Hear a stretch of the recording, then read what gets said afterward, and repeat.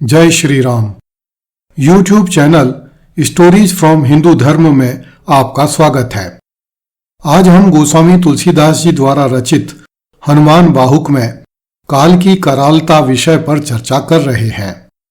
हनुमान बाहुक एक लघु काव्य ग्रंथ है जिसमें केवल 44 पद हैं। आचार्य रामचंद्र शुक्ल ने इसे गोस्वामी तुलसीदास जी की अत्यंत प्रौढ़ रचना माना है। अवधि एवं ब्रज शब्दावली में लिखी गई इस ग्रंथ की भाषा इतनी सुंदर है कि इसकी तुलना किसी अन्य ग्रंथ से की जानी कठिन है। इस ग्रंथ में गेयता के विलक्षण गुण उपलब्ध हैं, अर्थात इसे कई राग रागिनियों में गाया जा सकता है। मान्यता है कि रामचरितमानस का लेखन पूरा होने के बाद गोस्वामी तुलसीदास जी की बाहुओं में अपार पीड़ा हुई। जब विविध प्रकार के उपचारों से भी वह पीड़ा दूर नहीं हुई तो गोस्वामी जी ने हनुमान जी से प्रार्थना करने के निमित्त हनुमान बाहुक नामक ग्रंथ की रचना की। आज भी करोड़ों भारतीय अपने जीवन की बाधाओं को दूर करने के लिए इस ग्रंथ का पाठ करते हैं। भारतीय धर्मशास्त्रों में काल शब्द का प्रयोग कई अर्थों में होता है, यथा समय, मृत्यु, ईश्वर और यमराज आदि। हनुमान बाहुक को पढ़ने से ऐसा लगता है कि गोस्वामी जी ने अपनी शारीरिक व्याधि के लिए अपने पूर्व जन्मों में किए गए किन्हीं कर्मों के पापों, दैवीय प्रकोपों, भूत प्रेत बाधाओं, पितरों के दोषों तथा दुष्ट ग्रहों के प्रभावों के साथ साथ काल की विकरालता को भी बड़ा कारण माना है। इस कारण हनुमान बाहुक में काल शब्द का प्रयोग कई अर्थों में हुआ है।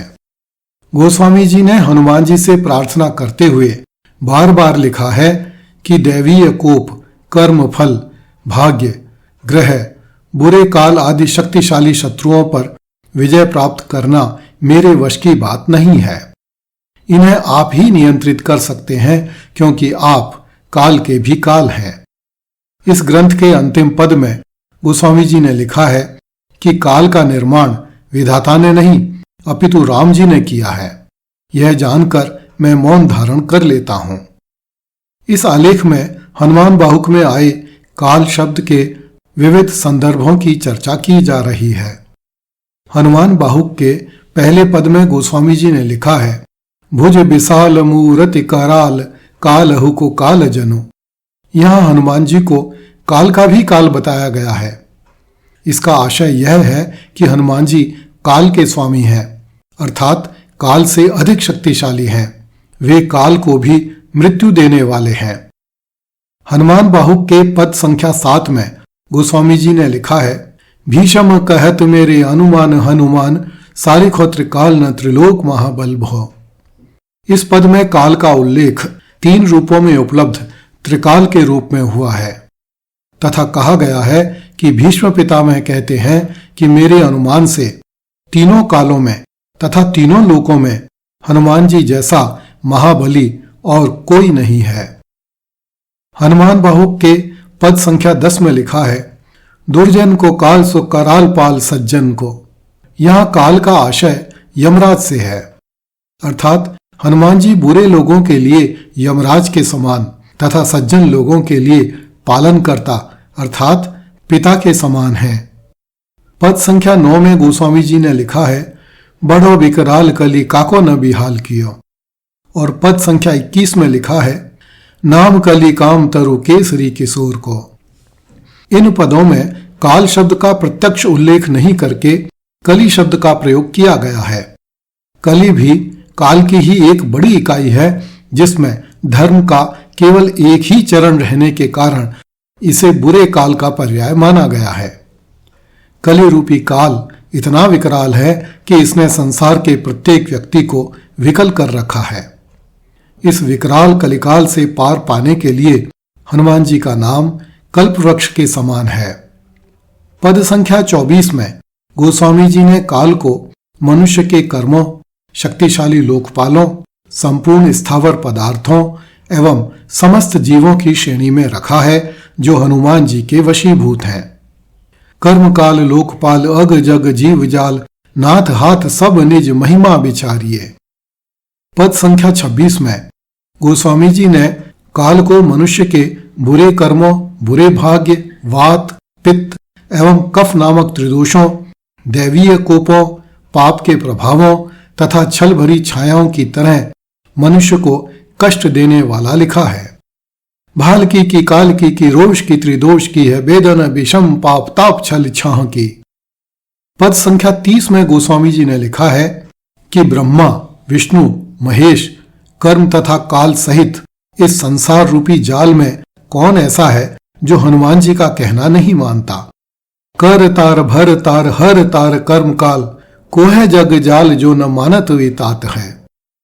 यहां गोस्वामी जी ने ब्रह्मा, विष्णु, शिव एवं कर्म की भांति काल को भी संसार का नियंता बताया है। संसार के ये समस्त नियंता हनुमान जी का प्रभाव मानते हैं। पद संख्या 37 में गोस्वामी जी ने लिखा है कि न जाने काल की भयानकता है, कि कर्मों की कठिनता है, पाप का प्रभाव है, कि स्वाभाविक वात रोग का प्रकोप है, जिसके कारण रात दिन बुरी तरह पीड़ा हो रही है। यह पीड़ा सही नहीं जाती और इन सब कठिन शक्तियों ने मेरी उसी बाह को पकड़ लिया है जिस बाह को कभी पवन कुमार हनुमान जी ने पकड़ा था। अर्थात यहां भी काल को कठोर शक्ति के रूप में प्रदर्शित किया गया है और हनुमान जी से प्रार्थना की गई है कि वे इन प्रकोपों के दुस्साहस को तो देखें। काल की करालता करम कठिनाई की धो पाप के प्रभाव की सुभाए बाय बावरे, बेदन कुभाति सो सही न जाते रात दिन, सोई बाह गही जो गही समीर डावरे। पद संख्या 38 में गोस्वामी जी ने लिखा है कि पांव की पीड़ा, पेट की पीड़ा, बाहु की पीड़ा और मुख की पीड़ा से मेरा सारा शरीर पीड़ामय होकर जीर्ण शीर्ण हो गया है।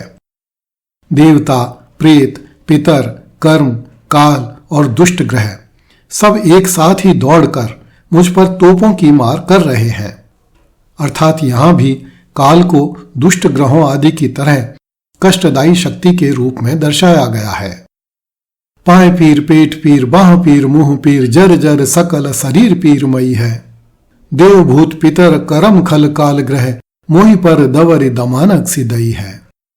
पद संख्या 19 में तुलसीदास जी ने लिखा है, बाह की पीड़ा रूपी नीच सुबाहु, देह की अशक्ति रूपी राक्षस मारीच, ताड़का रूपिणी मुख की पीड़ा एवं अन्यान्य बुरे रोग रूपी राक्षसों से मिले हुए हैं। मैं राम नाम का जप रूपी यज्ञ प्रेम के साथ करना चाहता हूं, परंतु काल अर्थात यमराज के दूतों के समान ये भूत क्या मेरे वश में है? कदापि नहीं। बाहु कसुबाहु नीच लीचर मरीच मिली, मुंह पीर के तुझा कुरोग जातु धान है। राम नाम जप जाग कियो चाहो सानुराग, काल कैसे दूत भूत कहा मेरे मान है। पद संख्या 44 में गोस्वामी जी ने लिखा है कि विधाता ने संसार को हर्ष, विषाद, राग, द्वेष एवं गुण दोष से युक्त बनाया है, किंतु माया, जीव, काल, मनुष्य के कर्म तथा स्वभाव रामचंद्र जी ने बनाए हैं। हर्ष, विषाद, राग, रोष, गुण दोषमयी, बिरची बिरंच सब देखियत दुनिये। माया जीव काल के कर्म के सुभाय के, करैया राम वेद कहें साची मन गुनिये।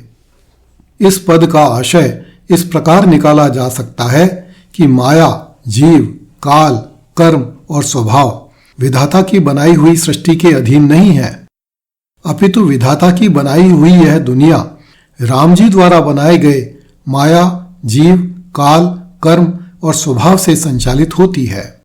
कृपया इस चैनल को लाइक, सब्सक्राइब एवं शेयर करें। जय श्री राम।